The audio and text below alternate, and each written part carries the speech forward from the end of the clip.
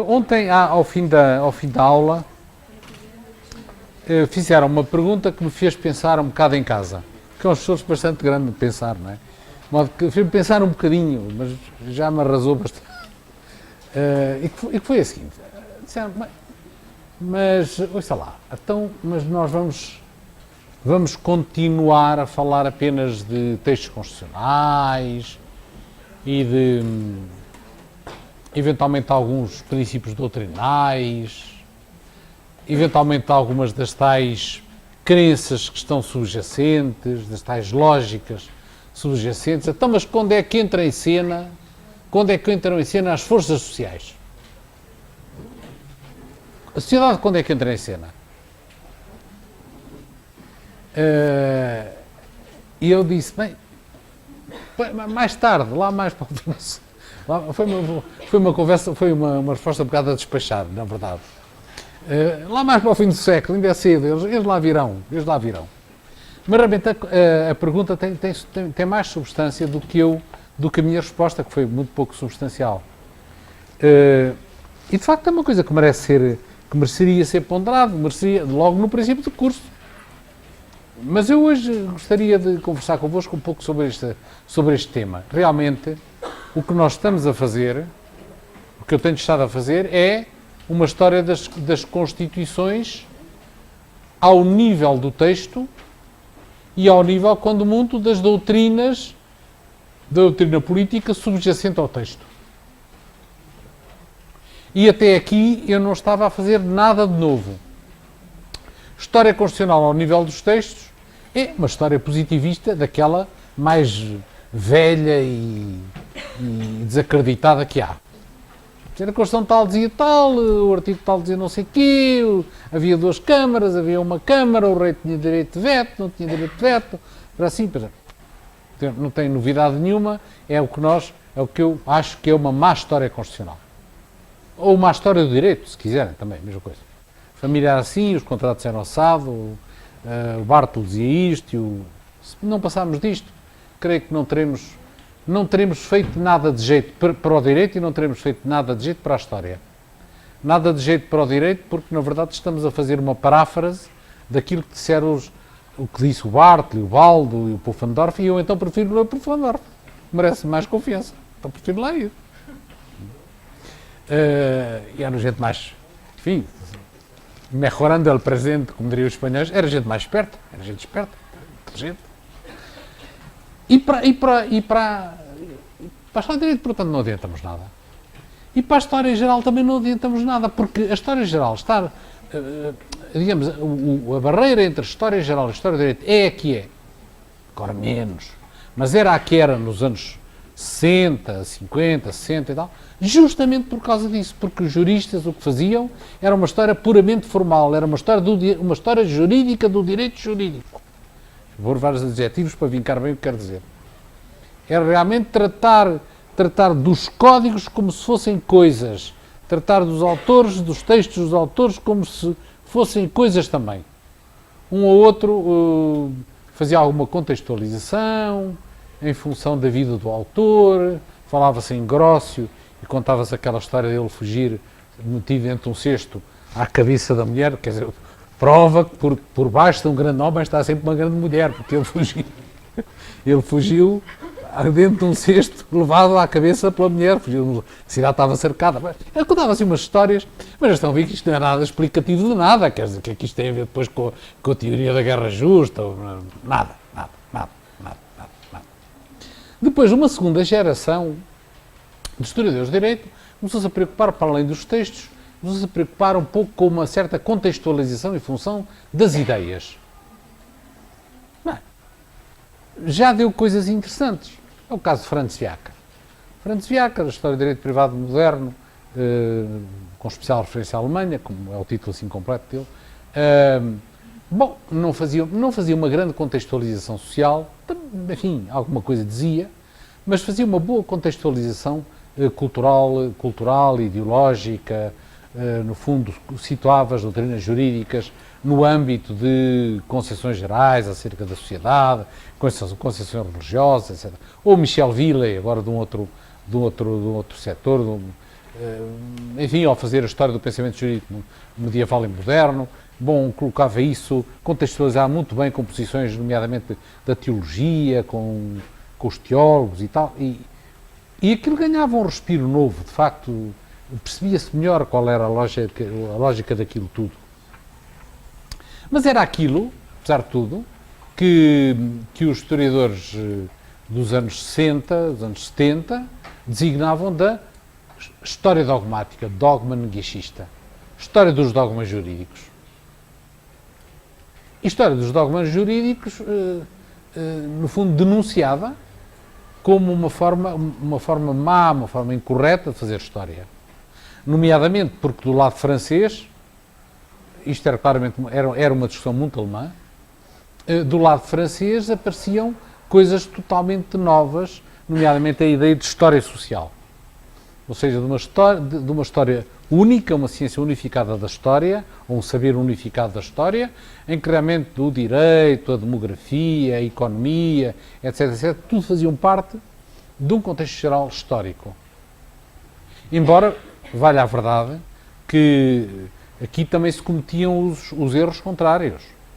Aqui também se cometia o erro de que dentro desta história global parece que estava tudo menos o direito às vezes. Estava a demografia, e estava os movimentos sociais, e estava a luta de classes, e estava as curvas dos preços, e as curvas de natalidade, e mais não sei o quê, mas o direito realmente não estava lá. Um dos maiores historiadores da Escola de Zanal francesa é, como sabem, Ferdinand Braudel, que tem uma obra famosa sobre o Mediterrâneo. O Mediterrâneo no tempo de Filipe II. É a sua grande obra. Escreveu mais outras, mas é a sua grande obra. O Mediterrâneo no tempo de Filipe II era importante por muitas razões. Mas talvez a principal razão é porque era o foco da cultura jurídica da Europa. Quem diz Europa, neste mundo ocidental do mundo. Era lá que estavam os grandes juristas. Ou tinham estado ou estavam ainda. Ou tinham estado, os Bartolo já era morto, a Curcio também, Baldo também, mas havia uma série de juristas italianos que repetiam, nomeadamente sicilianos, venezianos, romanos também, mas sobretudo até sicilianos, que de facto constituíram o direito para a Europa toda, na base de escritos que vinham de trás, para séculos. Para séculos. E continuam a ser citados como autoridades nos finais do século XVIII e até no século XIX. Ora bom, o Braudel preocupou-se com mil e uma coisa. Desde como é que se amarravam os cornos dos bois quando puxavam os carros, até às medidas, e não foi capaz de reparar no único destes juristas. Quer dizer, parece que como é que se atavam as cargas, se punha o arnês no pescoço do cavalo ou se punha nas costas do cavalo, que era mais importante, da maneira como é que se atavam os bois aos carros, era mais importante saber como é que os homens se atavam uns aos outros através do contrato. Portanto, aqui também havia realmente falhas, mas a verdade é que a história do direito tal como era feita, esta história dogmática, puramente dogmática, não facilitava as pontes. Geralmente, quem estava a trabalhar em história social e depois apanhava um banho de história dos dogmas, conceito de propriedade, a história do conceito de propriedade, a história do conceito do usucapião, a história do conceito de meio coisas muito mais complicadas, o Senatus Consultus Velleianum na época de Cláudio e coisas assim do género. Bom, realmente não via bem como é que havia de passar de uma coisa à outra. Claro, alguns autores lá conseguiam, por exemplo, Aldo Schiavone, romanista, escrevia sobre a escravatura em Roma. Bom, e lá conseguia ligar um pouco à estrutura social romana e à antropologia até, e fazia...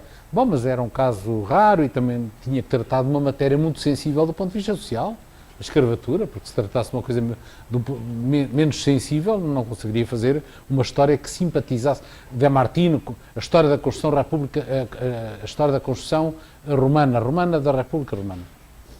Bem, é claro que ali está meio metido na política e já se faziam algumas ligações, mas fora estes casos de eleição, de modo que, quando nos anos 70 se tenta uma renovação da história jurídica, uma das grandes preocupações foi justamente acabar com este corte entre história do direito e história social. E aí seguiram-se duas linhas. Os franceses, que nas faculdades já tinham história, a disciplina chamava Histoire du droit et des faits sociaux, história do direito e dos factos sociais, enverdaram por uma linha, digamos, social, não ia dizer sociológica, porque realmente às vezes não eram bem sociólogos, interessavam-se pela sociedade. E então, em vez de estudar o direito de trabalho, estudavam relações, em vez de na cadeira de direito de trabalho estudarem história do direito de trabalho, estudarem história do direito de trabalho, estudavam história das relações sociais de trabalho. Não é bem a mesma coisa. Não é bem a mesma coisa. Pode-se fazer história das relações sociais de trabalho sem se falar sequer numa regra de direito. Ou, em vez de fazer a história da família, estudavam história dos comportamentos sociais, a história do imaginário social sobre a família. Ou história dos comportamentos familiares. Ou história dos filhos legítimos e ilegítimos e das questões da filiação. E faziam estatística por zonas de França, dos mais filhos legítimos, menos filhos legítimos, idades de nupcialidade, taxas de não nupcialidade e coisas assim no género. Mas a regra jurídica não estava lá realmente nenhuma. E se forem a ver livros de história do direito em França deste período, dos anos 60, os anos 70, os anos 80, realmente encontram muita coisa que um jurista, e agora posto ao contrário, que um historiador do direito possa aproveitar. Porque daquilo há regras, não há nada, há uma ponto difícil de fazer. Ora bom, noutros lugares fez-se o contrário, e a meu ver, melhor. Realmente, vamos agora supor que somos todos lumanianos. E vamos adotar uma ideia de que, de facto, a simplificação, a redução da complexidade no sistema social é feita por vários sistemas. A sociedade é muito complexa, nós não nos entendemos com coisas complexas, precisamos de previsibilidade, precisamos dominar o risco e dominar a previsibilidade, e a sociedade encontra várias maneiras de dominar a previsibilidade e o risco, e cada uma dessas maneiras é constituída por um certo sistema que garante certos resultados, no seio do qual é possível prever resultados e, portanto, estabilizar rotinas sociais. Mas estes sistemas são independentes. Uma coisa é o direito, outra coisa é a economia, outra coisa é a moral, eventualmente, outra coisa são rotinas comerciais, outra coisa são rotinas familiares, outra coisa são as normas de cortesia, etc. Há vários sistemas. E não é preciso ir para o Luhmann, porque mesmo o último marxismo, o marxismo nos anos 60, 70, existia com Althusser, com Nikos Poulantzas, já com o próprio Gramsci, insistiam muito na autonomia relativa das instâncias de produção social. Enfim, abandonavam aquela ideia típica do marxismo da Terceira Internacional de que havia um domínio da base sobre a superestrutura. Retomando aquela frase enigmática de Karl Marx no Manifesto Comunista, em que se utiliza da metáfora do edifício e diz, bom, a base, ou a superestrutura é explicada pela base. E a base são as relações económicas, as relações sociais de produção. Bem, é evidente que é uma metáfora. E como sabem as metáforas, ainda tem-se falado muito em metáforas ultimamente no Brasil, as metáforas nem sempre dão resultado. Há metáforas que explicam qualquer coisa, mas depois outras não explicam. E claramente esta metáfora do edifício é uma metáfora que é aproximativa. Porque é evidente que a base do edifício não explica o edifício. Exatamente. Se eu tiver uma base, os alicerces, digamos assim, de 10 por 10, não posso lá construir um edifício 50 por 50.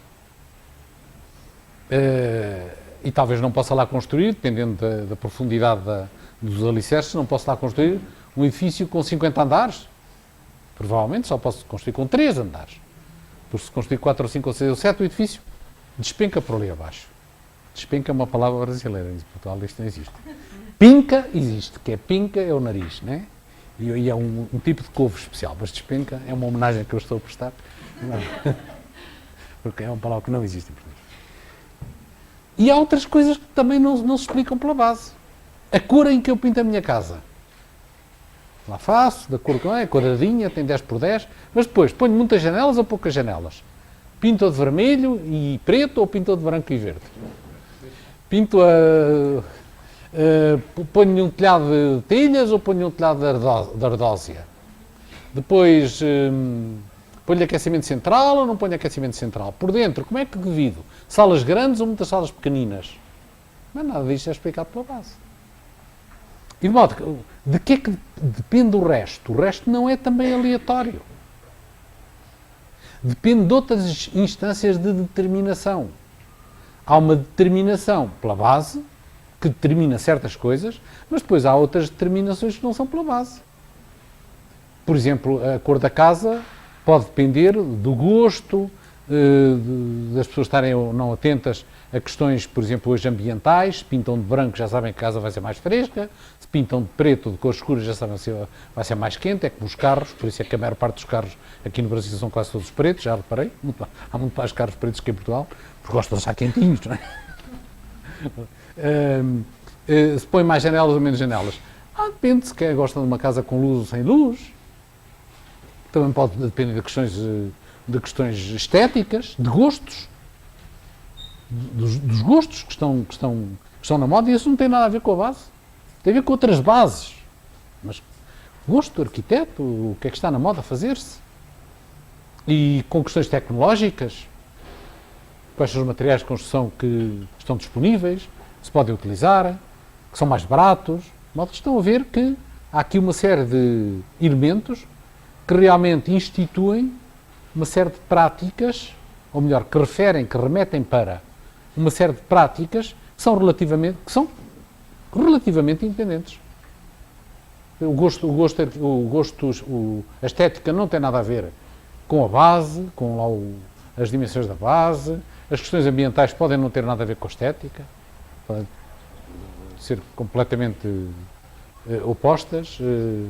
Questões de gosto pessoais, questões de tradições, zonas em que se constrói de uma maneira ou constrói de outra. Uma casa construída no Tibete não é igual a uma casa construída no Paraná, ainda que todos os materiais fossem iguais, não seria, porque o gosto das pessoas é diferente. Tem a ver com questões de uso, e o uso tem a ver com questões de modos de vida, tem a ver com a dimensão das famílias, tem a ver com o sentido do espaço, que também é muito diferente de país para país.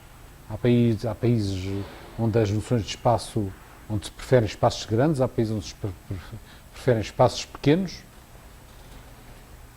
Recordo-me, desculpa, a história, pequena historieta, mas recordo-me que houve uma altura em que convidei muitos professores chineses para virem a Portugal. E professores de História e de Geografia em Macau, umas centenas. E depois tinham que nos escrever um pequeno relatório sobre as suas experiências. E, por exemplo, alguns deles diziam que se tinham perdido no quarto hotel, porque era muito grande. Os quartos. Claro, porque o espaço em Macau é um espaço muito caro. E, portanto, as famílias vivem muito pouco espaço. Bom, em Lisboa não é que os hotéis fossem tão grandes, mas houve mais do que um, que perdemos, enfim, uma grande vergonha, outro sentimento também. Estou muito envergonhado porque me perdi no quarto. Também não sei bem como, mas casa de banho, não sei. Tinha-se perdido no quarto. Mas deixa eu ver, as sensações de espaço também são muito diferentes. De modo que outros autores começaram a explorar outra via. Dizem, bem, nós podemos fazer as transições entre um sistema e outros, entre sistemas vários. Podemos tentar fazer uma história social do direito. Mas o que não podemos é esquecer que cada sistema tem as suas mediações. Ou seja, a influência do social reflete-se no direito segundo uma gramática que é a gramática do direito. Como nas línguas. Eu realmente traduzo. Mas a tradução não pode ser palavra a palavra. Eu tenho que traduzir do português para o alemão ou do alemão para o português, mas realmente enfim, eu sei quais são as ideias do alemão, mas eu só as posso pôr em português obedecendo à gramática do português. Se eu obedecer à gramática do alemão fica uma tradução que mais vezes a gente lê, não é? Em questão, é um português escrito à alemã, é? Com o verbo no fim, de vez em quando, e tal, não se percebe nada. Ou seja, há uma competência, utilizando um termo que vem da linguística, há uma competência de cada sistema social que determina o que é absorvível nesse sistema social. E nesse sentido, tensões sociais, lutas sociais, conflitos sociais, traduzem-se, com certeza, mais tarde ou mais cedo, é muito provável que se traduzam no direito. É muito provável. Mas hão de se traduzir segundo a gramática própria daquela área específica de produção social, que é a produção de discursos jurídicos. E isso quer dizer que se vão traduzir através de conceitos do direito, através de conceitos da ciência política. E que não se pode argumentar em direito, ou escrever-se um tratado, um comentário à Constituição, ou escrever-se um livro de direito, utilizando a gramática, os termos, os sentidos importados diretamente, por exemplo, do discurso da luta política. Porque senão ninguém acredita, que senão aquilo fica com ar panfletário, tipo, lê aquele livro de direito, mas que é isto? No direito não há estes conceitos, isto tem que se aqui dar uma volta, isto pode-se dizer no direito, isto pode-se explicar esta ideia. Mas é preciso encontrar os conceitos próprios. E até pode ser que alguns não sejam recebíveis num determinado contexto dentro do direito. Não sejam recebíveis ou sejam dificilmente recebíveis.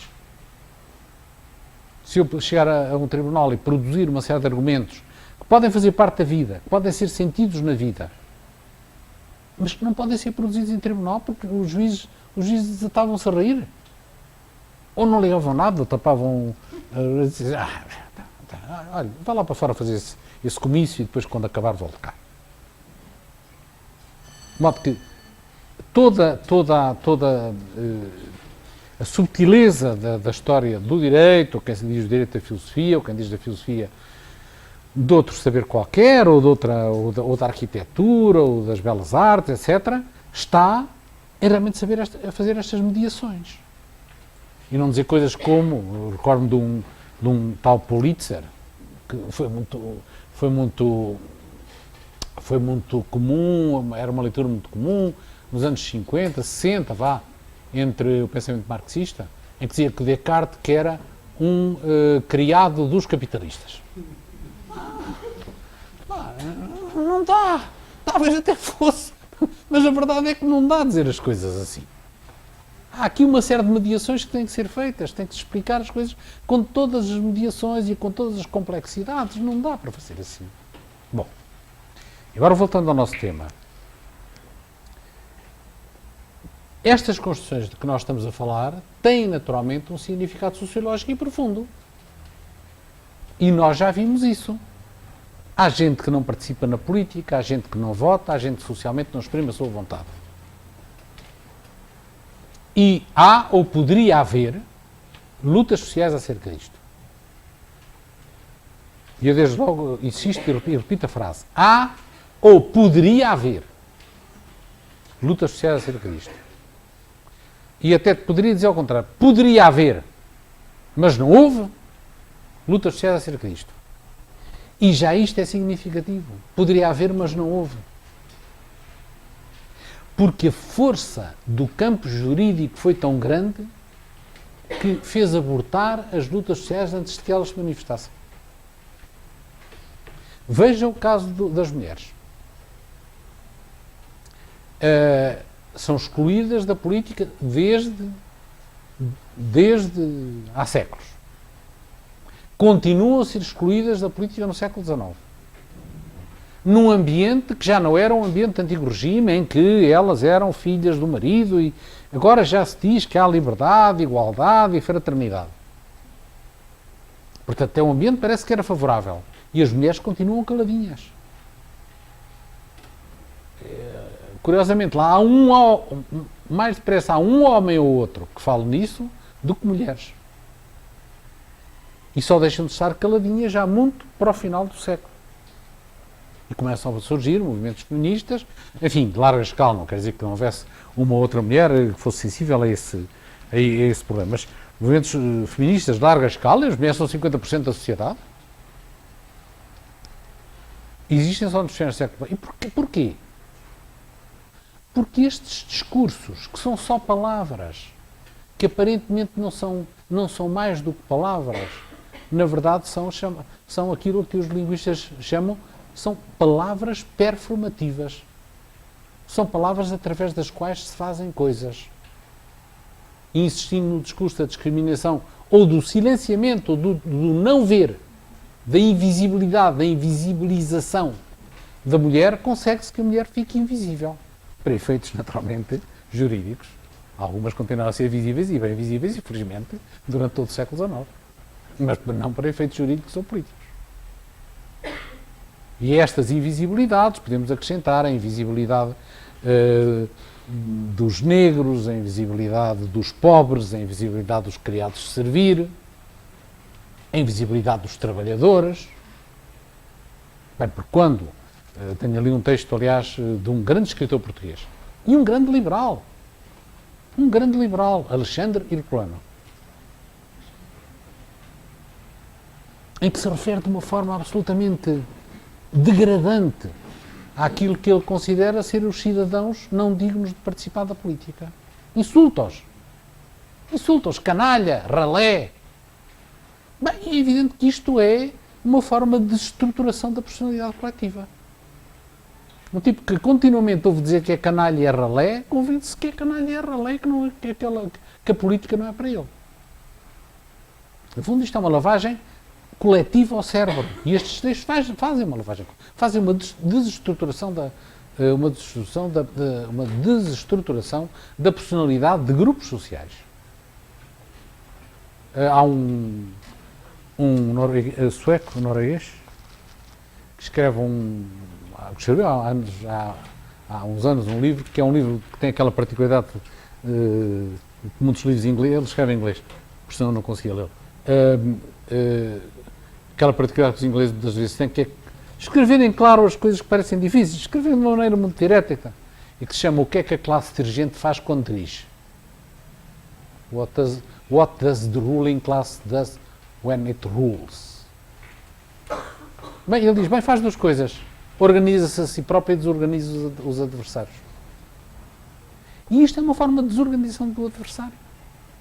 Realmente dizer que as mulheres que são móveis e variáveis e que não têm firmeza para arcar com as responsabilidades políticas e que a Súcia Caixeral só quer enriquecer-se a si própria e que não é capaz de cuidar do bem público e que a ralé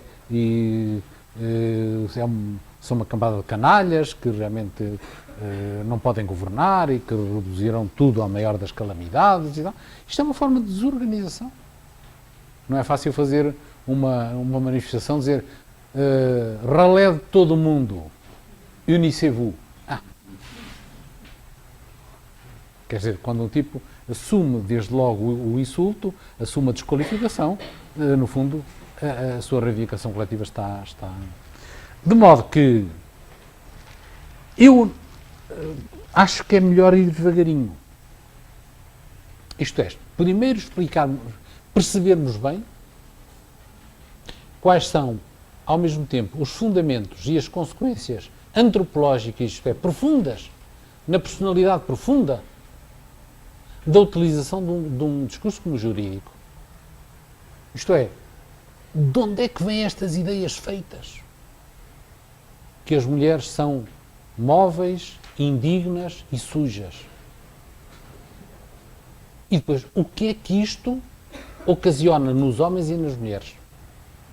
E quando nós percebemos isto, depois estamos capazes de perceber o porquê de terem existido ou não lutas sociais a propósito disto, a configuração dessas lutas sociais e os lugares onde elas surgiram. Só depois disto.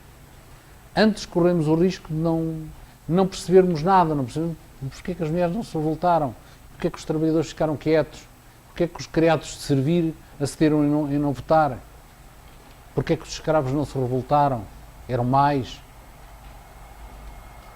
Só então é que nós podemos perceber isso tudo. Porquê é que os não-europeus aceitaram a hegemonia, eram muito mais, aceitaram a hegemonia da Europa durante tantos séculos? Quando muitas vezes eram culturas mais avançadas, além da questão do número. Porque, na verdade, há discursos desqualificadores que impedem realmente que essas lutas sociais se produzam. De modo que a ligação disto a lutas sociais deve vir, nada disto, eles quando estão a falar destas coisas não estão a brincar a feijões, não sei se tem esta expressão em brasileiro, não é? Jogas a dinheiro, jogas a feijões, não é? Não estão a jogar a feijões, estão a jogar a coisas muito sérias, só que estão a jogar a coisas muito sérias com uma grande subtileza, de que às vezes nem os próprios se dão conta, com uma grande subtileza e ao mesmo tempo com uma grande eficácia. Porque no fundo, reparem que na maior parte dos casos, a linguagem deles é uma linguagem da constatação. Eles nem sequer estão a discutir se as mulheres são indignas e se são sujas, não, nem sequer discutir, estão a constatar. Não estão a discutir sobre se a súcia caixeiral é capaz de gerir o bem público. Não, estão a constatar isso. Que é a forma mais violenta da violência. Está-se a constatar uma coisa acerca do outro, quer dizer, está-se a constatar, nem sequer se está, nem se dá, o outro nem pode falar, porque está ali a ser objeto, não está a ser sujeito de discurso, sujeito de diálogo, está a ser objeto de um diálogo. Estão a falar dele, ele está fora do diálogo, não pode falar. De modo que, agora, a vida de um homem é limitada. E há um perigo nesta estratégia de seguir as coisas. É claro, como nós não podemos fazer tudo ao mesmo tempo, vamos fazendo umas coisas e, quando chegava a altura de fazer as outras, aposentámos-nos. Por isso é que, digamos, o trabalho em equipa é importante, por isso é que a combinação de esforços é importante, por isso é que as perguntas, como a que fizeste ontem à tarde, são importantes. Assim, então, mas quando é que chegamos lá àquilo que me interessa a mim? Pronto, então, temos que juntar aqui esforços. Tu começas por um lado e eu começo por outro, e depois vamos ver onde nos encontramos. Há um diálogo prévio sobre bases metodológicas, e agora vamos ver como é que nos encontramos. O livro de que faz parte, de que basicamente fazem parte estes textos que eu aqui tenho usado, na verdade tem um capítulo sobre isso. Como é que com este direito se construiu a sociedade burguesa. E aí se fala dos mecanismos de direito comercial sobre os quais se construiu o mercado, se fala, enfim, de uma série de coisas bastante técnicas relacionadas bastante diretamente a questões sociais.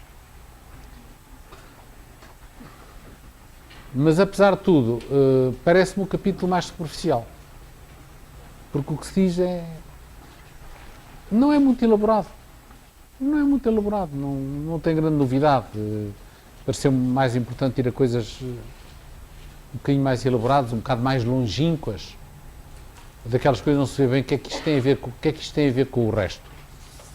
Porque aí é que os problemas interessantes se colocam. O que é que isto tem a ver com o resto? Quando a gente já sabe o que é que tem a ver com o resto, o que é que isto tem a ver com o resto? Parece que não tem nada a ver com o resto. Eu creio que é aqui, justamente nesta zona indecisa e aparentemente opaca das relações entre vários níveis de realidade social, que os grandes problemas se põem. Pronto, isto foi assim uma espécie de explicação que eu acho que devia dar depois e que naturalmente é discutível e eu, enfim, eu respeito muito quem toma outras opções. Há urgências, apesar de tudo, às vezes há urgências. Às vezes até a mim me apetece ser mais urgente de outras coisas, quando a urgência é muito grande do ponto de vista social. Não raramente as urgências não dão bom resultado, porque quando uma pessoa é muito urgente, quando vai com muita sede ao cântaro, como se diz em Portugal, quando vai com muita sede ao cântaro, pega no canto, ao pote, vai com muita sede ao pote, normalmente o que faz é entornar o pote todo por si abaixo, não é? E, portanto, às vezes, quando estou com muitas urgências e tenho de tratar uma coisa com muitas urgências, aquilo sai. E eu até acho que talvez convença alguém, mas não me convence a mim próprio. Eu achei que aquilo foi muito cedo ao pote. Molhei-me, fiz mais tardalhaço do que propriamente me sequei. Bom, eu não sei com isto tudo como é que estamos de horas, Marcelo. 5 horas, falta um quarto de hora. Tenho 15 minutos para to go. Bem, primeiros 5 minutos vou gastá-lo apenas nisto. Carta Constitucional, 1826, que é basicamente a vossa Constituição de 24, tem em Portugal uma vigência larguíssima. Entre 1826 e 1910. São quase 100 anos. Com pequeninos intervalos. Há os anos da Revolução em que reinou Dom Miguel absoluto, como rei absoluto, 28 a 32, vale 34, se quisermos contar, 32 foi nos Açores, mas 34. Em 36 há uma revolução contra a Carta Constitucional que faz eleições para se fazer uma nova Constituição, mas enquanto não se fizesse a nova Constituição, voltava a vigorar a 22. Isso aconteceu entre 36 e 38. Em 38 fez-se a nova Constituição, mas quando se acabou já estava velha, isto é, já os cartistas, a ala mais conservadora do regime, já tinham voltado a ganhar força e em 42 a carta foi reposta em vigor. Portanto, de facto ela não vigora entre 36 e 42, 6 anos. E depois vigora entre 42 e 1910. Embora com os atos adicionais, isto é, com o que os americanos chamariam os amendments, pouco importantes, com coisas ligadas ao que chamavam então as reformas políticas, mas que realmente era como hoje, quando os políticos começam a falar de reformas políticas, é porque não vão reformar rigorosamente nada importante, são umas coisitas, e assim foi. Mais pares, menos pares, mas nada do que era fundamental se alterou. Portanto, a Carta tem uma longa história. E esta longa história não deixa de ser uma história prodigiosa, uma história um pouco de um conto de fadas. Porque a Carta nasceu com um significado e morreu com outro. É mesmo como uma pessoa. Morreu a parecer-se com o pai e morreu a parecer-se com a mãe. De facto, serviu para tudo. A Carta realmente serviu para tudo. Ela nasceu, lembro-lhes, produto, desde logo, das ideias de Dom Pedro. Que era um regalista, que era, enfim, queria ser um monarca absoluto, depois zangou-se lá com o irmão e tinha coisa, e lá, enfim. Mas realmente ele tinha, na massa, era como a filhinha dele, a Dona Maria I, eram monarcas tendencialmente absolutos. A Dona Maria I era prima da Rainha Vitória e coincidiram nos dois tronos. E a Rainha Vitória, e deram-se muito bem, porque ela passou em Londres, esteve muito tempo com a prima, viveram uns meses lá, e a Rainha Vitória gostava muito dela, da sua Maria e tal, e correspondiam-se com muita frequência desde episódios domésticos, os filhos, enfim, as chatices da governação, que era o tema normal da Rainha de Portugal. Isto de governar uma chatice, e tal, estar com o meu marido, com os filhos é que era bom, mas realmente a Rainha Vitória escrevia, entretanto, ao rei da Bélgica, que também era primo, disse: não sei o que sabe fazer à Maria, porque ela realmente ainda não percebeu o que é ser um rei constitucional, porque a Maria de vez em quando tirava ministro, punha ministro, e a Rainha Vitória dizia: não podes fazer isso não é de um rei constitucional, o rei constitucional não faz assim, e escrevia para o rei da Bélgica: o que é que a gente deve fazer? Ela não ganha juízo, estão sempre a arranjar saídos e tal. Bom, de modo que, quer o pai, quer filha, se pudessem ser reis absolutos, estavam muito mais a gusto, como dizem os espanhóis, estavam muito mais a gusto. Mas não foi assim, e foi assim que a Carta nasceu. A Carta nasceu com poucas concessões, realmente com poucas concessões à democracia. Uma Câmara baixa, eleita com um número fortemente censitário, que reduzia bastante o universo dos eleitores, muito baseada numa estrutura corporativa da sociedade.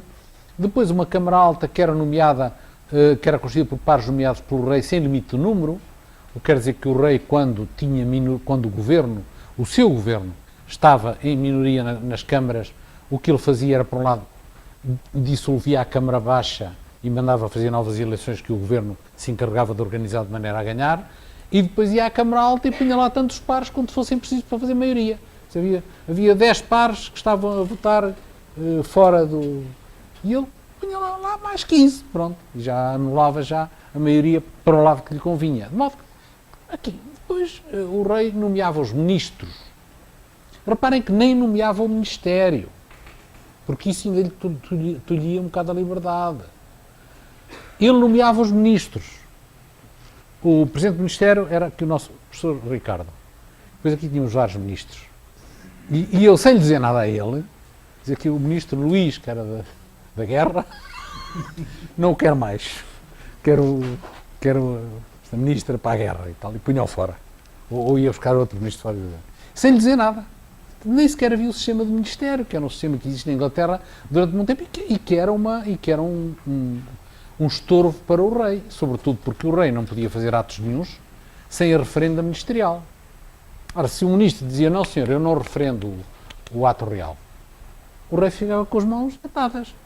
E se o primeiro-ministro dissesse, não, olha, você este ministro, eu não deixo você o mude. E se quiser muda o ministério, mas já se vai meter, nem Allah sabe nos sarilhos em que você se vai meter, se mudar o ministério. Não, o rei, por isso, este não quer referendar, então vai-te embora e vou chamar um primo teu. Enfim, o domínio do rei sobre o executivo era enorme. Depois o rei era o chefe militar, era o comandante em chefe das Forças Armadas. Depois nomeava os juízes. Claro que se dizia que os juízes que eram independentes, mas eram nomeados pelo rei. E depois era, como dizia na Carta Constitucional, era a chave da abóbada de todos os poderes. Com isto podia podia dissolver livremente a Câmara, convocar eleições, prorrogar as sessões da Câmara, enfim, podia praticamente fazer tudo com o Legislativo, podia fazer tudo absolutamente com o Executivo. Havia esse problema da referenda, mas ele mudava o ministro, logo arranjaria um ministro que lhe referendasse os atos, de modo que nasceu como uma Constituição monárquica, que seria provavelmente razoavelmente aceite por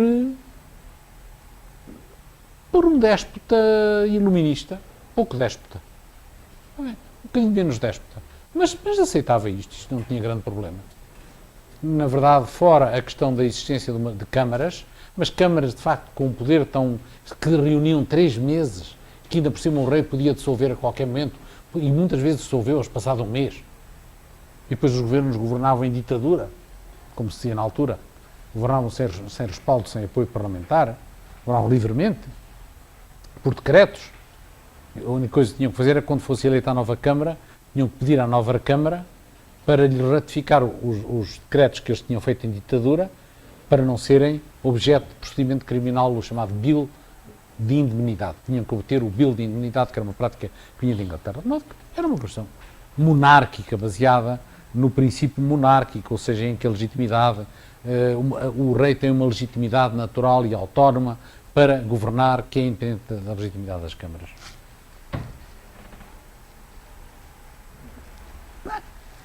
Depois chegamos aos anos 20 e 30, o panorama da Europa muda um bocado, o panorama político-ideológico da Europa. Começa a surgir a ideia que nós poderíamos chamar de romantismo político. A ideia de que a legitimidade está na nação. E a nação é um corpo com alma, com um gênio, com um espírito, se chama-se ele espírito do povo, se chama-se gênio nacional, chame-se lá o que se chamar. A nação é um conjunto, ainda por cima místico, isto é, invisível, dos mortos, dos vivos e dos vindouros. E claro, por esta nação não podem falar os cidadãos presentes, os cidadãos vivos. Gostariam de usurpar o lugar dos mortos e usurpar o lugar dos que vieram. Tem que haver aqui alguma espécie de demiurgo, de pitonisa, que fale para a nação. Bem, essa pitonisa só pode ser o rei. Porque ele é que encarna, de facto, uma continuidade de tradição, através da sua dinastia, que lhe permite, por uma habituação ao governo, já de que vem dos pais, que lhe permite auscultar a nação. Como é que o rei ausculta a nação? Nós ontem vimos aqui o Dom João VI que dizia, bom, como o povo português não concorda com a Constituição, bem, porquê é que ele diz isto? Não fez nenhum inquérito, não fez nenhumas eleições, não fez nenhum referendo. Era qualquer coisa que lá lhe vinha dentro. Que ele conseguia escutar na opinião pública. Ou no tinir das espadas. Os militares também têm um bocado esta ideia de que falam pela nação. Porque eles são realmente aqueles que se integram até ao sacrifício último pela pátria e, portanto, isso dá-lhes um certo direito de falar pela nação. De modo que o rei era o chefe das Forças Armadas. Por isso é que o golpe de Estado militar, o putsch militar, no fundo tem tanto êxito nestes regimes semi-carismáticos. É que aí juntam-se dois elementos carismáticos, o rei e, por outro lado, a classe militar, que, dada a sua devoção à pátria, o pro patria mori, digamos, a disposição de morrer pela pátria, lhes acredita, no seu imaginário, uma autoridade também por poder falar por aqui, por aquela entidade, por quem também estão dispostos a morrer. E este romantismo realmente também cabe na carta. Porque a carta dá poderes excepcionais ao rei, portanto está de acordo com esse caráter demiúrgico, de pitonisa, transcendental, se quiserem, do rei em relação ao povo, do rei como encarnação da nação, e por sua vez a carta mesmo ao configurar a cidadania, também se recusa a confundir os cidadãos com o conjunto das pessoas que estão vivas. Não. Os cidadãos são as cabeças esta pátria tem cabeças. E estas cabeças são aquelas que têm que ter direitos políticos, com exceção dos outros que não são cabeça. Que são ralé, que são escumalha, que são etc. E a carta permite isso. Porque, claro, a carta não distingue em si mesma, não distingue portugueses de cidadãos portugueses. Pelo contrário. Diz que são cidadãos portugueses todos os que nascerem em território nacional. Com exclusão dos brasileiros. Era quase escusado dizer porque nessa altura, mas a cautela pôs-se lá isto porque podia haver como o rei era o mesmo e tal. Então, pronto, são os portugueses nascidos, mas os brasileiros não. Pronto, porque esses tinham escolhido outra nacionalidade, era um princípio de divisão em função de tudo. Podiam ter, porque nota, o problema era este, é que podiam ter nascido em território português, quando o Brasil ainda era colónia. Mas o que não podiam ser, ao mesmo tempo, não se concebia bem, que fossem cidadãos dos dois países, tivesse uma espécie de duplo nascimento. De modo que, também se lá dizia, os portugueses são todos os nascidos em território português. E aí, de facto, não se dava grande hipótese a fazer esta diferenciação, esta hierarquização entre os portugueses, os cidadãos e os não cidadãos. Mas a doutrina não se preocupou nada com isso. Porque, como se recordem, e este é um exemplo muito claro de como a Constituição não era a primeira fonte, afinal de contas, não era a primeira fonte, era uma fonte, apesar de tudo, derivada. A Constituição não dizia nada sobre isto, mas o Código Civil francês dizia, e distinguia entre nacionais e cidadãos. E o Código Civil francês era direito em vigor em Portugal por causa da lei da boa razão, lembrem-se. Era uma das tais leis dos países cultos e civilizados da Europa que se podiam aplicar internamente. Então, os juristas o que dizem, bem, realmente a Constituição não fala disto, mas há aqui esta distinção, que foi no Código Civil francês, que realmente traduz muito bem a situação. Uns são portugueses, outros são nacionais. Outros preferiam dizer, não. A Constituição diz que são cidadãos portugueses, todos nascidos em território nacional. Portanto, essa coisa do Código Civil francês aqui não se pode aplicar, porque claramente não há essa distinção na Constituição. Mas o Benjamin Constant faz a distinção entre cidadãos ativos e passivos. Bem, o Benjamin Constant é fonte de direito? Na verdade é. Porque, no fundo, é um dos autores que constituem este ius público universal, esta ciência do direito público universal, isto é europeu, que digamos, dá cartas ali, enfim, é um grande autor. É como se fosse o Dworkin, assim. Pode-se aplicar. E ele lá diz, na liberdade dos antigos e dos modernos, lá diz que há cidadãos ativos e cidadãos passivos.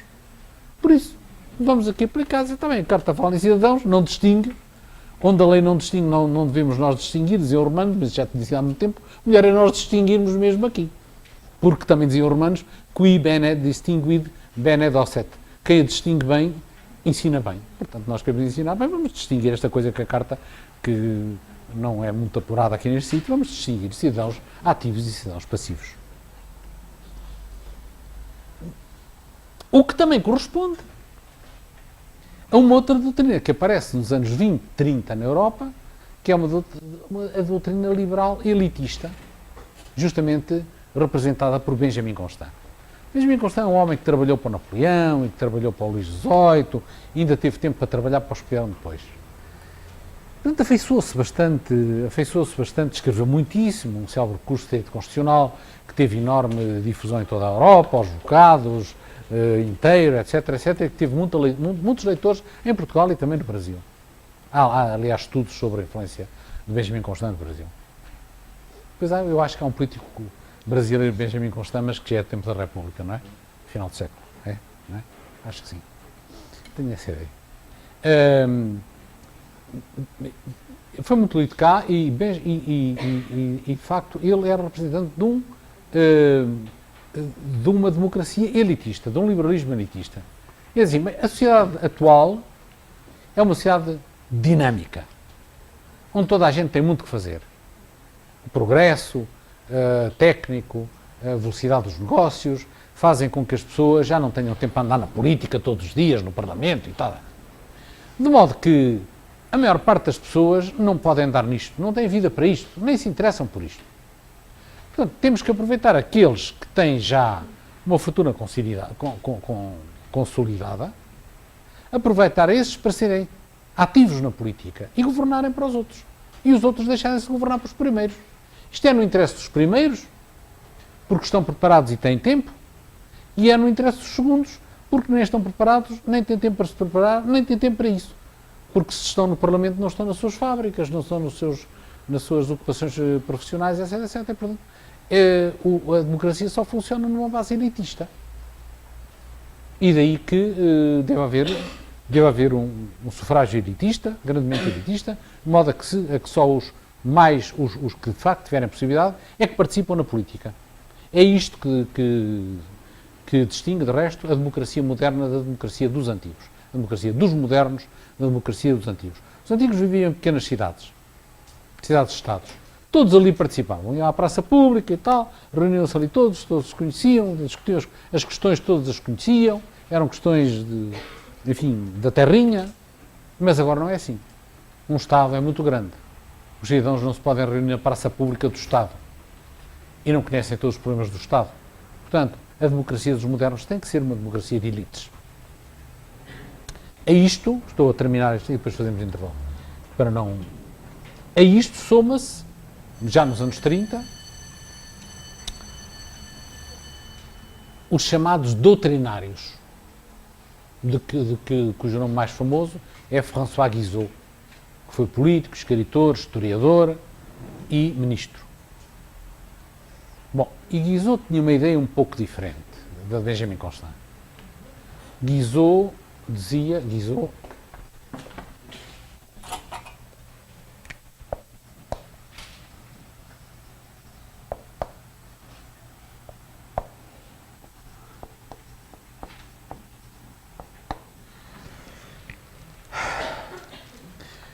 isto: há princípios racionais de governo.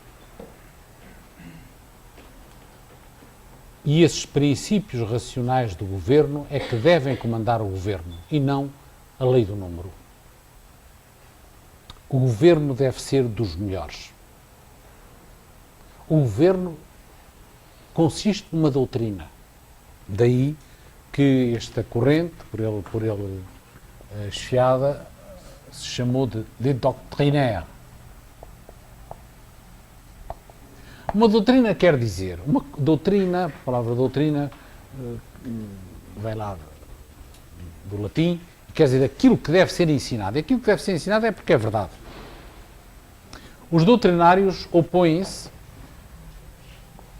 aos ideólogos. Os ideólogos são aquela primeira geração da Revolução Francesa, que entendiam que o governo dependia de ideologias, isto é, de ideias que as pessoas tinham. uma espécie de inventiva sobre a política. Bom, mas isso que ideias, cada um tem as suas e faz delas o que quer. Este não, ideias não. Doutrinas, isto é, ideias assentes. Ideias que correspondem ao ensinamento, desde logo da tradição, e que merecem ser continuadas a ser ensinadas. Doutrina. E dizer isto quer dizer várias coisas. Primeiro, que não se pode governar barato. Le gouvernement à bon marché. Governar barato é governar sem causar chatices. É governar com as maiorias. É governar sem criar problemas. É governar pelo maior número. Segundo, governar barato é fazer transações com os opositores políticos. Fazer fusões. Fazer coligações. Porque a verdade não admite coligações nem fusões. A verdade fundida com a mentira dá uma coisa que não é verdade, não é mentira, mas também não é verdade. Verdade é que não é. É mais mentira, não sendo verdade é mentira. A verdade conduzida é como uma multiplicação num positivo por num negativo, vem sempre o negativo. Se multiplica a verdade pela mentira, dá sempre mentira. A verdade só multiplicada pela verdade é que dá verdade. De coligações, fusões, que era uma coisa que estava muito na moda, o fusionismo tinha sido teorizado em Itália, o centrismo tinha sido também teorizado por um célebre político italiano, e Guizot dizia desprezivamente, isto tudo são formas baratas de governar. Isto é governo à bon marché, é governo em saldos. E nós não devemos governar em saldos. Devemos governar pela verdade, pelo melhor. E, portanto, isto quer dizer não coligações, não composições com os inimigos, por outras palavras, autoritarismo. E, por isso, no fundo, isto anda ligado a doutrinas ordeiras e doutrinas autoritárias.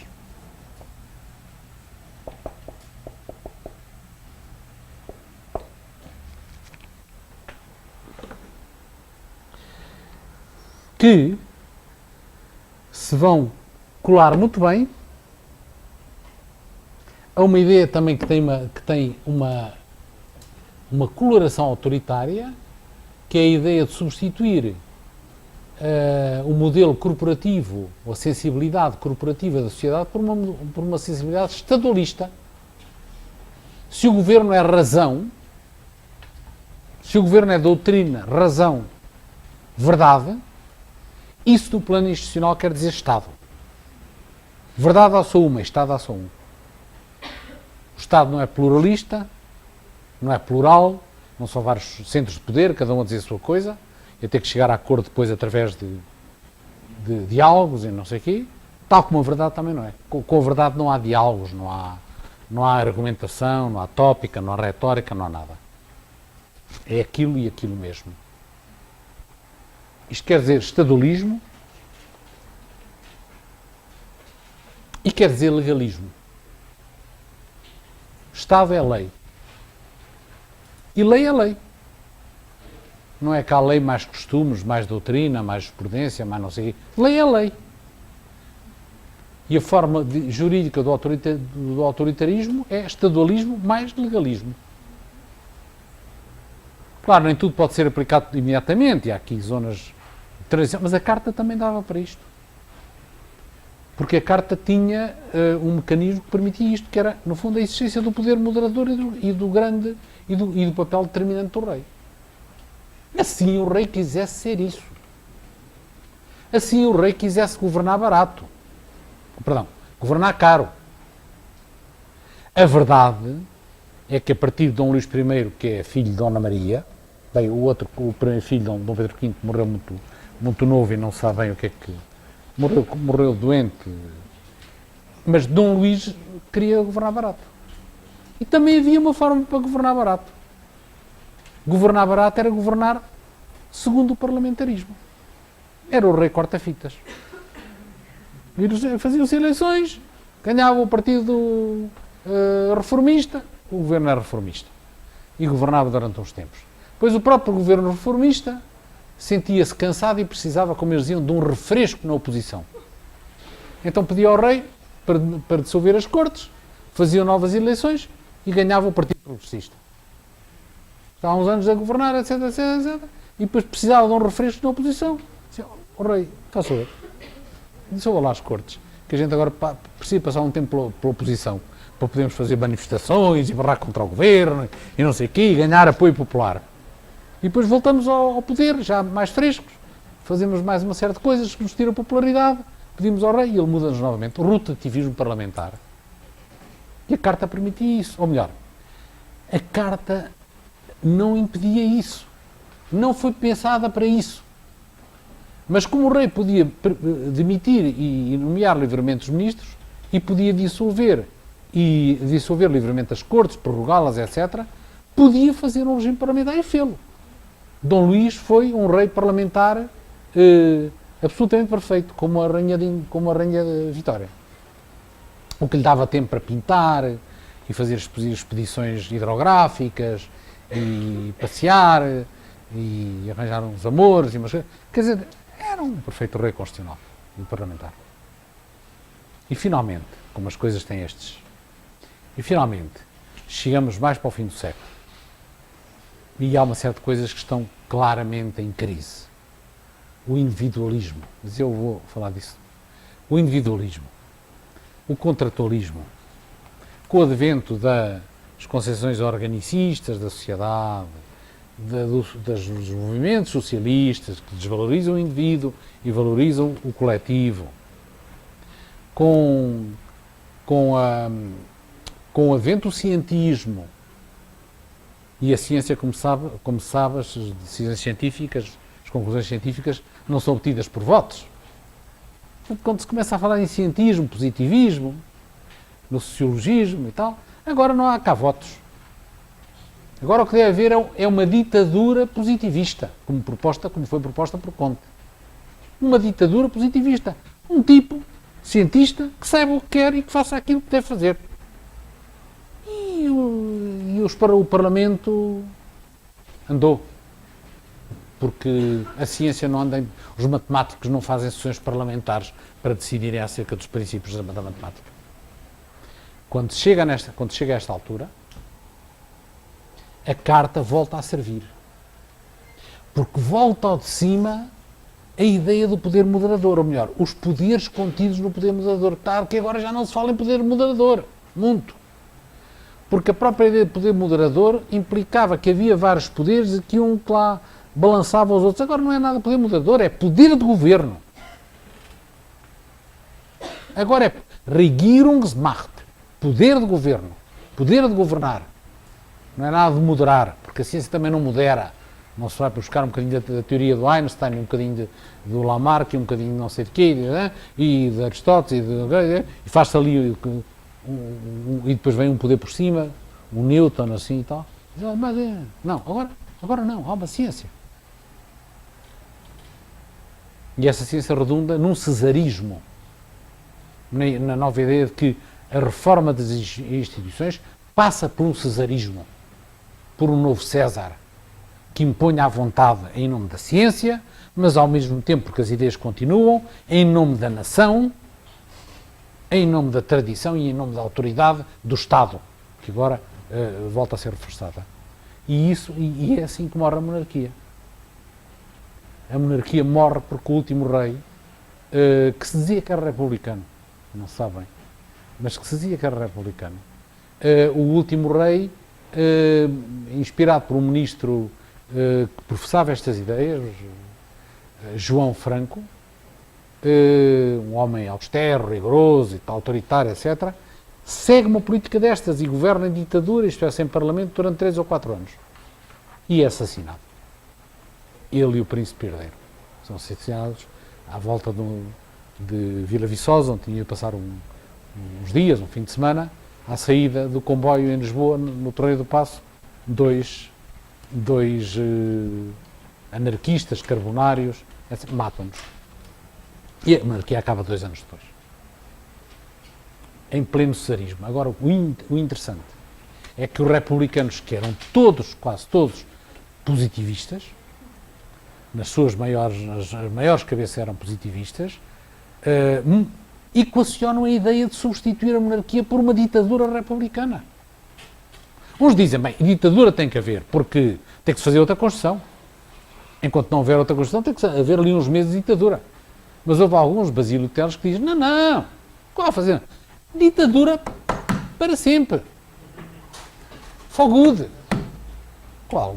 O Parlamento só é para partir em cadeiras e andar lá em discussões tremendas. Portanto, não é para fazer nova Constituição, é para regenerar o país. Em nome da virtude, como o Robespierre tinha feito em França e outros políticos tinham feito no século XIX. Um dos temas mais interessantes na história política e constitucional do século XIX, acho eu, isto está ligado, não está? Está. Acho eu que é a genealogia, as diversas genealogias desta paixão pelo Estado que se consuma nos finais do século XIX e que entra pelo século XX e que dá origem aos regimes autoritários que a Europa conheceu. É uma genealogia que é complicada, porque há aqui vários elementos, uns dos quais são mais evidentes, outros menos evidentes. Alguns eu já falei na vez passada. Desde logo, esta ideia romântica do caráter existencial da nação, do caráter ôntico da nação. A nação é uma realidade ôntica, uma realidade que existe, é um ser existente. E que, embora seja um ser diversificado, porque herda características daquela organicidade, daquele caráter orgânico que vinha de trás e que eu aqui tantas vezes já falei, a verdade é que se assiste progressivamente, sobretudo a partir do romantismo, que era muito dado destas coisas, a uma personificação da nação. Eu aqui precisava de uma cadeira daquelas de bebés para me sentar e ficar um bocadinho mais alto, porque assim é que está-me a doer um bocadinho as cruzes, como nós dizemos em Portugal. As cruzes é esta hora. Assiste-se a uma personificação da nação. Os românticos são dados a isto, personificam a natureza, personificam várias entidades míticas e, de facto, dá-se esta personificação da nação, como se a nação fosse uma pessoa. E um pouco com isto vem a ideia de que a nação como pessoa não é uma pessoa esquizofrénica. Isto é, a nação pensa por uma só, crê por uma só, exprime-se por uma só, tem uma identidade, a identidade nacional. Tudo isto claramente são, como estão a ver, são construções, são construtos intelectuais. Não há uma identidade nacional. Hoje não há uma identidade nacional. Mas isto, por um lado, é uma construção intelectual que vem de uma metáfora, se quiserem, individualista.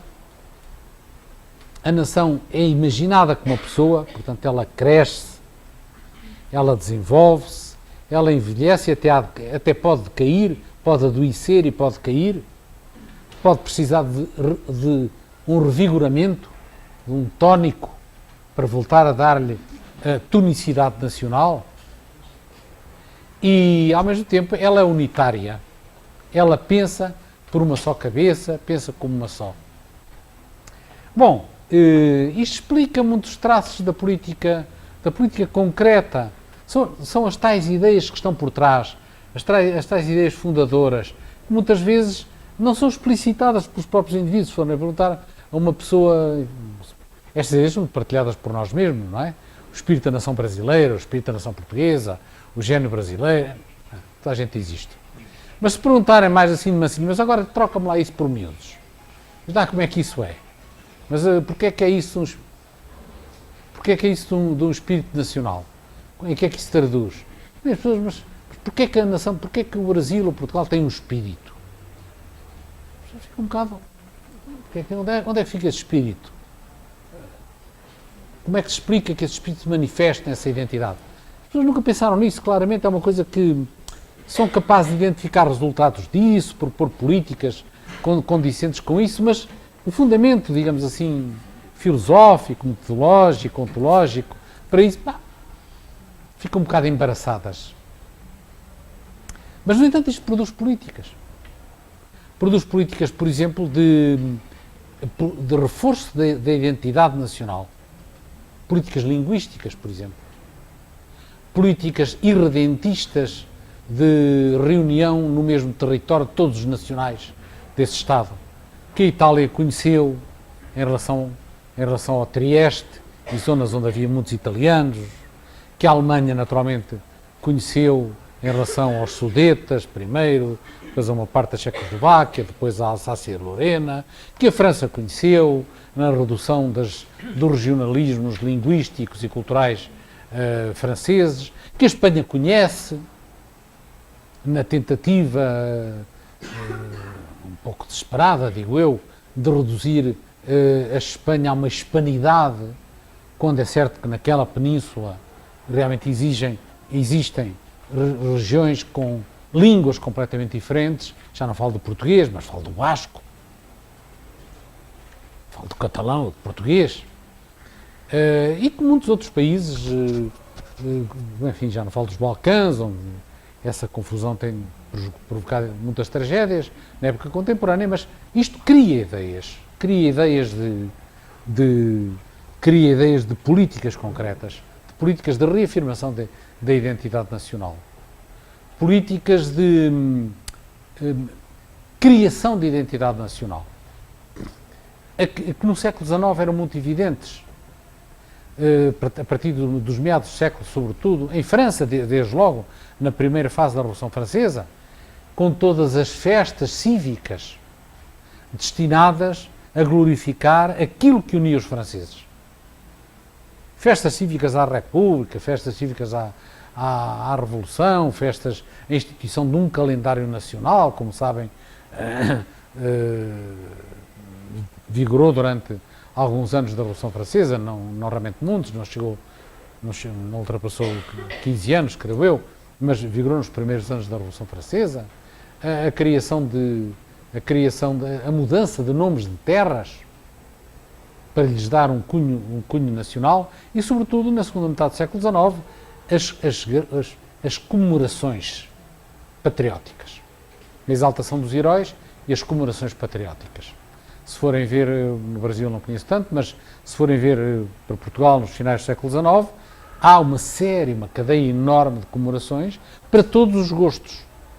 Realmente uns comemoram como espírito nacional umas coisas, outros comemoram outras coisas como espírito nacional, têm leituras diferentes do espírito nacional, mas a verdade é que comemoram sempre a mesma coisa, o espírito nacional. Quer se comemore Camões, quer se comemore mais à esquerda o Marquês de Pombal, que era comemorado mais à esquerda, digo eu, porque o Marquês de Pombal era para os republicanos o racionalista, o cientista e, sobretudo, aquele que tinha expulso os jesuítas. Quer se comemore Santo António de Lisboa, e bem. E aí comemora-se, digamos, uma perspectiva, digamos, cristã, católica, tradicionalista. Não sei se me põe quem coleciona selos. Eu, como coleciono selos em miúdo, lembro-me dessas emissões comemorativas de Santo António de Lisboa, do caminho marítimo para a Índia, do Santo Condestável Nuno Álvares Pereira, que era o comandante dos exércitos portugueses na Batalha de Aljubarrota, em que os portugueses venceram as tropas de Dom João I de Castela. Como digo, o Marquês de Pombal, depois vultos literários como Camilo Castelo Branco. Essa de Queiroz não podia ser comemorado, porque essa de Queiroz não cultivava o espírito nacional. O espírito nacional. Essa de Queiroz é um estrangeirado. Essa de Queiroz vive em Paris, é um cosmopolita, gosta da cidade, não gosta das serras. É preciso chegar ao fim da vida para escrever o seu romance A Cidade e as Serras, que é uma espécie de reconciliação dele com a sua velha aldeia serrana, que ele redescobre e que redescobre com um encantamento inesperado, porque no fundo a sua vida é a vida da cidade. E os seus heróis são heróis cosmopolitas, que se passeiam por Londres, por Paris, que vão ao Egito e à Palestina e não sei, bom, que vão assistir à abertura do canal de Suez. E, portanto, não era comemorável para a exaltação do espírito nacional. Mas os outros, sim. Camões, centenário de Camões. Camões que morreu com a pátria. Que terá dito, ao morrer, que terá dito, morro contente porque morro com a pátria. Porque é que ele morria com a pátria? Porque morreu em 1580, à altura em que o rei de Portugal passa a ser um espanhol. É rei de Portugal mesmo, mas é um espanhol. Claro, Camões, coitado, não disse nada disto, deve ter dito, ai, está-me a doer a barriga, ou assim uma coisa qualquer, mas na tradição diz, morri com a pátria. De modo que esta fabricação de heróis e as comemorações desses heróis são fatores de construção desta identidade nacional. E esta identidade nacional, porque as nações, tal como as pessoas, não são nações normais, não é? Não são esquizofrénicas, não pensa cada um a sua coisa, estas nações exigem depois que a política concreta interna obedeça a certos modelos. Obedeça a modelos não de partidos, porque o partido está a partir a nação. Não de facções, porque a facção é uma parte da nação e subverte a identidade da nação. Vive de uniões nacionais. O partido único criado no tempo de Salazar chamava-se justamente União Nacional. E realmente dizia que não era um partido. Era um movimento nacional a que todo bom português deveria aderir. E por isso é que fora da União Nacional estavam os subversivos. Isto é, aqueles que queriam subverter a União Nacional, que queriam dividir, porque eram incapazes de sublimar os seus sentimentos pessoais, egoístas, paroquiais, num sentimento global, num sentimento nacional. Porque há aqui consequências que se leem em toda a política, pelo menos na Europa, muito claramente, nas políticas dos Estados europeus dos finais do século XIX. Em França, por exemplo, toda a luta da Terceira República pela escola pública, que é a grande luta de Jules Ferry, é uma luta pela unidade nacional. É uma luta, como aliás a luta da escola pública em toda a Europa, em Portugal também. A luta da escola pública é uma luta por uma escola que seja uniformizadora de todos os nacionais. E em que se fomenta o espírito nacional. Quando andei na escola, andei durante o tempo do Estado Novo, mas o meu professor não era um Estado novista, era um subversivo. Enfim, com cuidado, porque senão não mantinha o seu lugar de professor. Portanto, enfim, discreto. Mas fazíamos festas à bandeira, fazíamos festas à pátria. Claro que isto são tópicos muito, digamos assim, muito próprios do Estado Novo, de direita, digamos assim, mas que também era cultivado por este homem que devia ser um homem, que era um homem de extração republicana, laica republicana, não era religioso. Uma pequena aldeia se juntava muito, o professor não ia à igreja, e isso notava-se muito nessa altura. Era um homem possivelmente maçom, porque havia o dia do livro e o dia da árvore, havia uma série de festividades que normalmente andavam próximas de festividades maçónicas ou de ideias maçónicas. Mas, seja como for, a ideia nacional era uma ideia com conotações diferentes, ele lia o espírito nacional de outra maneira, mas era também um nacionalista. Um nacionalista diferente dos nacionalistas que estavam no poder, mas era um nacionalista. De modo que esta ideia nacional contribuiu para a unificação. Ainda mais quando os alemães descobrem, digamos assim, fazer uma espécie de destilação da ideia da nação. Extrair um licor mais puro da ideia de nação. Porque, apesar de tudo, a nação ainda tem impurezas, ainda tem os tais subversivos, ainda tem gente que pensa diferente, gente que fala diferente, Então, ou seja, a nação é real e, como toda a realidade é complexa, tem elementos de complexidade. Mas deixará de os ter se a nação for racional.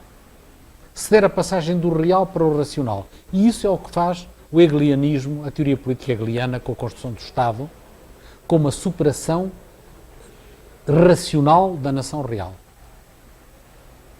O Estado é aquela entidade que racionalmente constitui a síntese da nação, dando-lhe uma unidade racional e impondo-se como uma unidade racional e criando um direito que é a emanação racional da vontade da nação.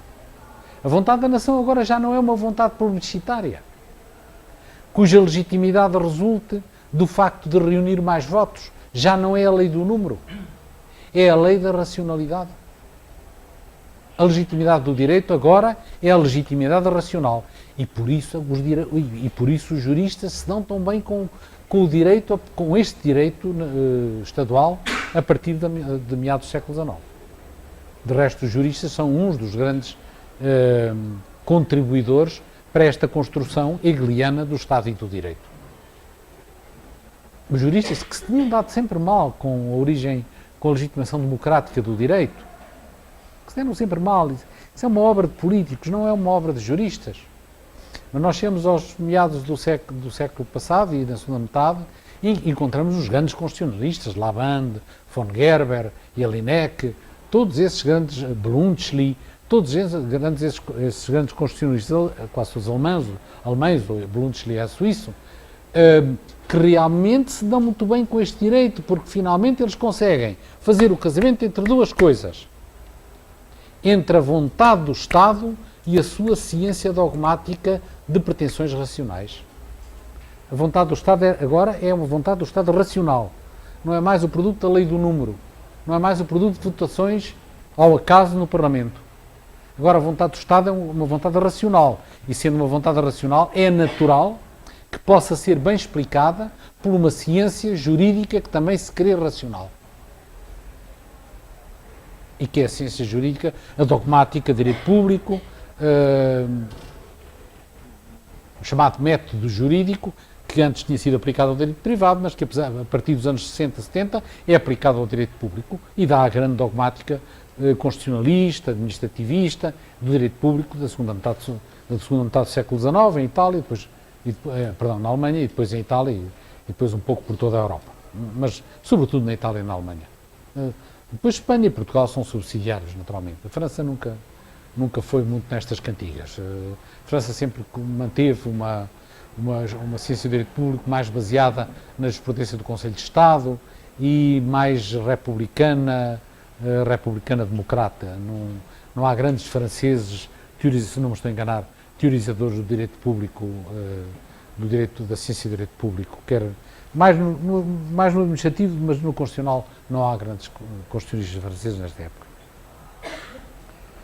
Esta é uma genealogia. Explica muito. Depois há uma outra genealogia que se combina.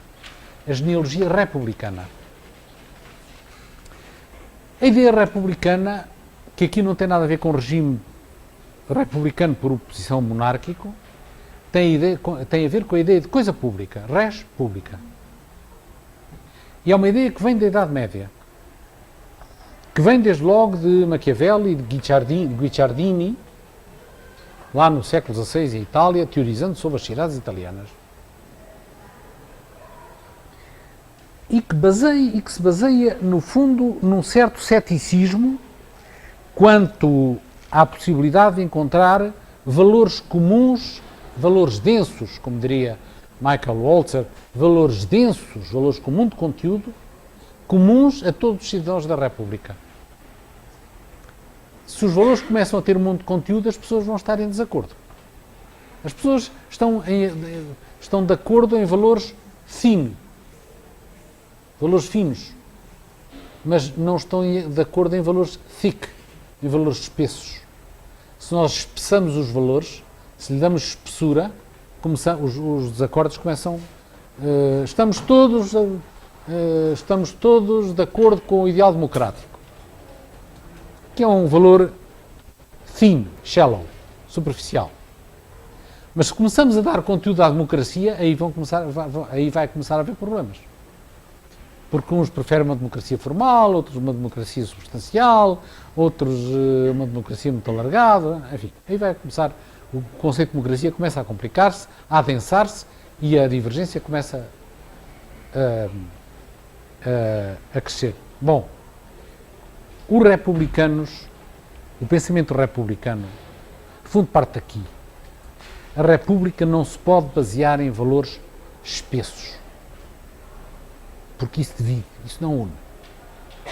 Claro, cada um pode ter os valores espessos que quiser, com a espessura toda que quiser, mas enquanto membro da República tem que pactar com os outros uma série de valores mínimos que permitam a convivência.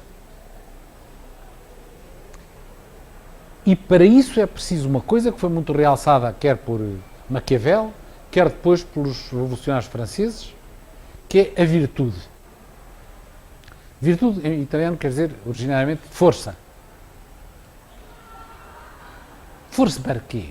Força para dominar os próprios interesses e amar a causa pública. Isto é uma operação intelectual e afetiva de força, de rigor. O homem virtuoso é o homem que tem força e rigor para se dominar a si próprio em nome do comum, para dominar o próprio em nome do comum. E para ser capaz de fazer todos os sacrifícios pelo comum. Daí que a República é o regime dos homens virtuosos.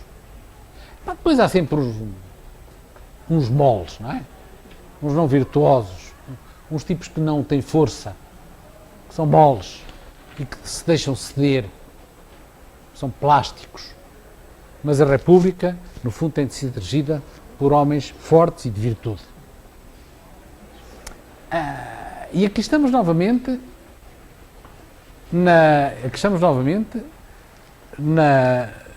no elogio do estadualismo, no elogio da unidade, num governo que não é um governo barato, à bom marché.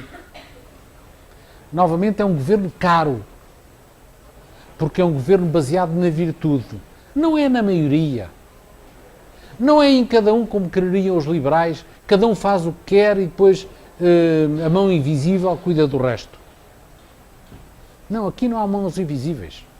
Há mãos muito visíveis. E como sabem, na República Francesa, algumas delas eram tão visíveis, estava a acionar a guilhotina e a cortar cabeças. Mãos bastante visíveis. Aqui as mãos são perfeitamente visíveis. E realmente este ideal republicano é um ideal, em última análise, tendendo para a ditadura republicana. Ou podendo tender para a ditadura republicana. Porque, na verdade, tende para uma congregação de homens virtuosos. E como a virtude é uma qualidade igual, como a virtude se traduz na mesma coisa, amar a República, realmente não é uma virtude de muitos, é uma virtude de um. Ou é de muitos que são todos como se fossem um. Portanto, podem ser substituídos por um. E por isso é que correntes extremas do republicanismo defendem uma ditadura republicana. Uma ditadura da virtude. Na verdade, outra coisa não fez Robespierre. Ditadura da virtude. Outra ideia que influencia muito os países latinos, esta ideia de uma ditadura da virtude e, portanto, de um Estado da virtude. Um Estado, portanto, que deve reagir contra a dispersão, que deve reagir contra o interesse particular, que deve subordinar claramente o interesse particular ao interesse público. Outra genealogia para claro, antiliberal.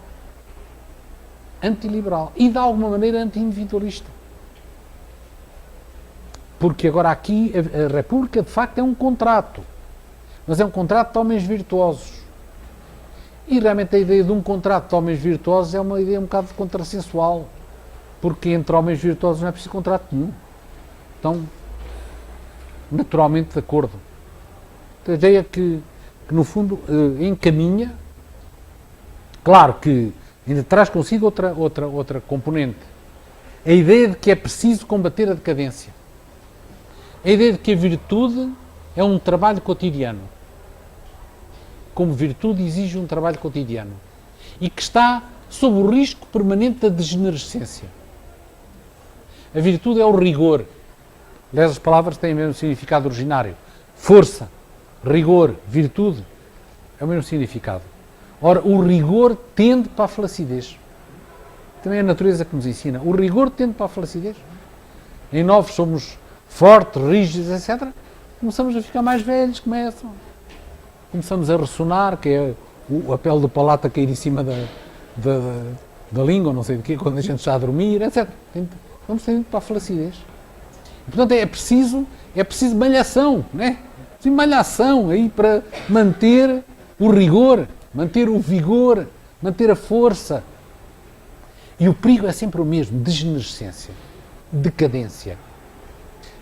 Em Portugal, a geração de 70, como em Espanha, a de 98, 1870, 1898, são as gerações decadentistas, onde olham para o país e só veem decadência.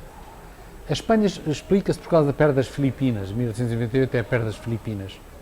Portugal, 1870, é de facto uma época em que há um círculo de intelectuais, que fazia parte dessa de Queiroz e outros tantos, que realmente, aliás, quem lê essa de Queiroz, nota essa ideia de decadência. Essa de Queiroz é crítico em relação à sociedade portuguesa. Diz mal de tudo. Realmente diz mal de tudo. Não encontra nada, só encontra alguma coisa quando sai de Portugal e vai para Paris, onde de resto passou uma grande parte da vida dele sem fazer nada. Na verdade era um bocado decadentista, porque teoricamente era cônsul, era Ministério dos Negócios Estrangeiros e não fazia nenhum, dá-me ideia. Nem mandava dinheiro para a mulher, que de resto ficava em Portugal meses e meses e meses e meses, enquanto ele se revigorava em Paris. Ou não.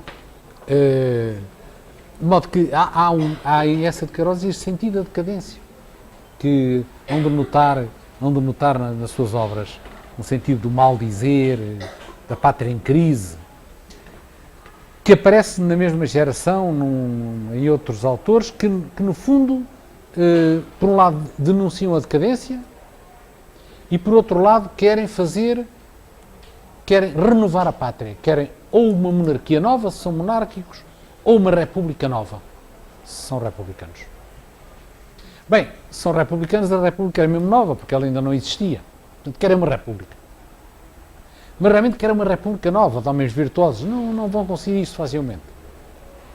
Ou não vão conseguir isso mesmo. A república, pouco depois, está tão velha como a monarquia. Mas querem uma monarquia nova. E como é que a monarquia pode ser nova? A monarquia pode ser nova se houver quem imprimir a força. E quem pode imprimir a força na monarquia? O rei. Por isso esta geração é antiparlamentarista. É anti-eleitoralista. Critica o sufrágio. Porque realmente não acredita que o povo decadente consiga fazer as escolhas certas. O povo é enganado. O povo é bruto. O povo não sabe escolher. O povo é manipulado. O povo está tão longe da política que nem entende a política. O que era realmente, o que correspondia à verdade, não era um diagnóstico errado, como hoje em muitos casos também não é. E por isso era preciso o rei, que conduzisse uma política cesarista. A palavra era emprego. Política cesarista.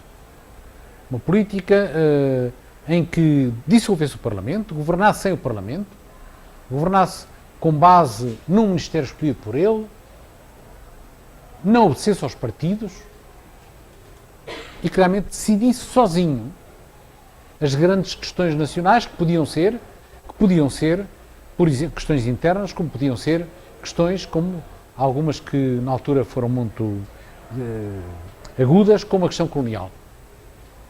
É a altura do ultimato inglês acerca da divisão da África. Na altura que a Inglaterra, velho aliado de Portugal, obriga Portugal a entregar o centro de África, a tal zona intermédia entre Angola e Moçambique, aos ingleses, que tinham uma estratégia de visão da África baseada na linha do Cairo ao Cabo. A Inglaterra faz um ultimato a Portugal. Portugal, claro, era um país muito fraco, evocou os seus direitos históricos, mas já se sabe que os direitos históricos, para nós historiadores, não têm realmente valor nenhum. O rei, coitado, devolve as condecorações à prima, à rainha Vitória, que ainda era rainha, devolve, não, já não era ela, já era o filho. Devolve as condecorações à rainha, cobrem de panos pretos a estátua de Camões, bem, mas entregam os territórios africanos.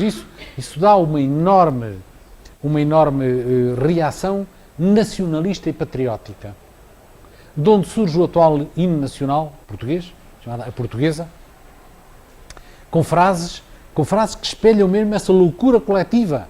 O refrão do hino português é: contra os canhões, marchar, o que é uma tontice. Né? Quer dizer, só se explica mesmo quem esteja realmente completamente doido. Contra os canhões, marchar, contra os canhões, fugir. Faz lembrar aquelas desgraçadas cargas de cavalaria de polacas contra os tanques alemães, em 1939, contra os canhões, marchar. Mas que representa isso, esse surto patriótico dos finais do século, que deu mais episódios dramáticos, exploradores africanos que se suicidaram dentro de barricas de pólvora envoltos na bandeira portuguesa e coisas assim do género. Então, um grande solavanco nacionalista, e por isso a República é fortemente nacionalista. A República que se instaura em 1910 é fortemente nacionalista, centralizadora, porque na verdade herda essa ideia de uma reconstrução do Estado e reconstrução da nação. Agora vejam os meus amigos como todas estas coisas depois dão voltas que são inesperadas.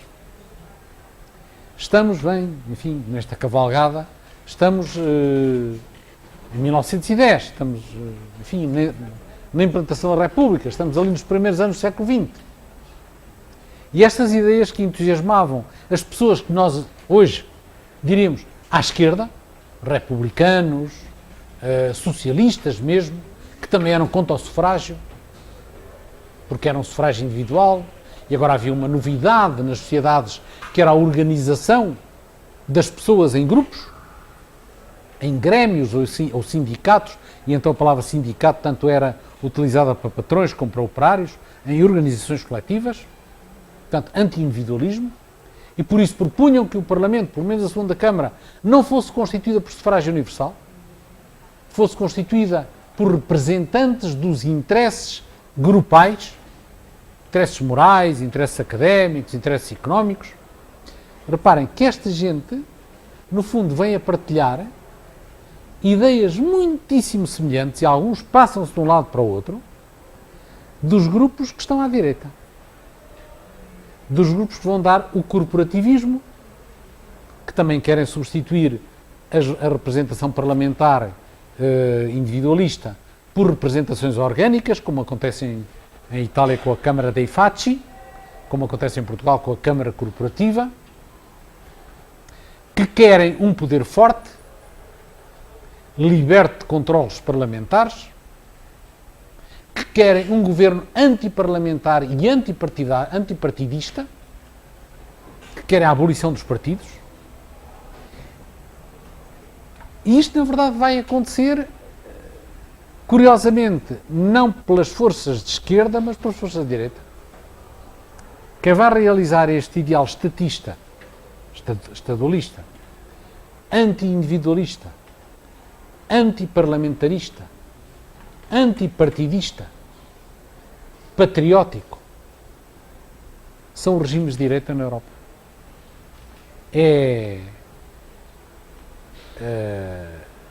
Para observar uma ordem cronológica, é Primo de Rivera, José António Primo de Rivera, em Espanha, Mussolini, em Itália, Manuelesco, na Roménia, Salazar, em Portugal, mais tarde Franco, em Espanha, ou Hitler e Franco. Embora Hitler seja caso um pouco à parte do meio disto tudo. Estes movimentos mais parecidos são os da Europa do Sul. Bom, ou então, movimentos semelhantes em França, que atingem, enfim, que chegam ao poder com o general Philippe Pétain, já durante a guerra, mas que existiam antes, ativos em França, com autores como Charles Maurras, de que já terão ouvido falar. Bom, e na América Latina também. Vocês têm aqui também movimentos integralistas, como é que se chama? O Plínio Salgado, que era muito lido em Portugal, integralista, exatamente. A Argentina, com Juan Antonio Perón, e um pouco por toda a América, embora na outra América, há sempre um misto entre ditaduras militares, cuja carga ideológica por vezes não é tão nítida como foi na Argentina e como alguns grupos estiveram no Brasil, que não triunfaram, mas estiveram no Brasil. Portanto, todos estes movimentos de reação contra o parlamentarismo e o individualismo em nome do Estado, em nome da nação, que se desenvolvem na Europa, inicialmente à esquerda, acabam por ser apropriados por grupos de direita e acabam por chegar ao poder pela mão de grupos de direita. Dos fenómenos mais curiosos da história política europeia do século XX é realmente esta passagem de autores que, por exemplo, Oliveira Martins, foi ministro da Economia em Portugal, foi um grande escritor, historiador, no seu tempo, escreveu sobre o Brasil também, etc. Era um socialista, fundador do Partido Socialista, mas, no entanto, é ele que propõe a transformação da Câmara dos Pares numa Câmara corporativa. O que quer dizer que depois do tempo de Salazar, Oliveira Martins é objeto de uma recuperação. Ele, que tinha sido fundador do Partido Socialista, é considerado como um dos pais da ideologia corporativa dos tempos de Salazar. E de alguma maneira, creio que na América algumas destas coisas terão passado. Sim, Vera. A crítica do Carl Schmitt à democracia parlamentarista vai exatamente... Exatamente isto. Exatamente isto. Quem são os guardas da Constituição? Grande pergunta de Carl Schmitt. Quem são os garantes da Constituição? Realmente não podem ser os parlamentos. Porque os parlamentos são manipuladores da Constituição, servem-se da Constituição, não garantem absolutamente nada, portanto tem que haver alguém que está acima dos partidos e da luta política para ser o verdadeiro Verfassungshüter, o verdadeiro guardião da Constituição. Verdade? De modo que Schmitt navega nestas águas e outros autores dessa época, como, por exemplo, entre nós, Cabral de Moncada, mais discreto, mas tem artigos de antes da guerra que é pouco discreto, publicou-os depois da guerra e tirou-lhe umas frases. Mas tem uns artigos em que fala da Internacional Judaica e não sei mais o quê, e tal, depois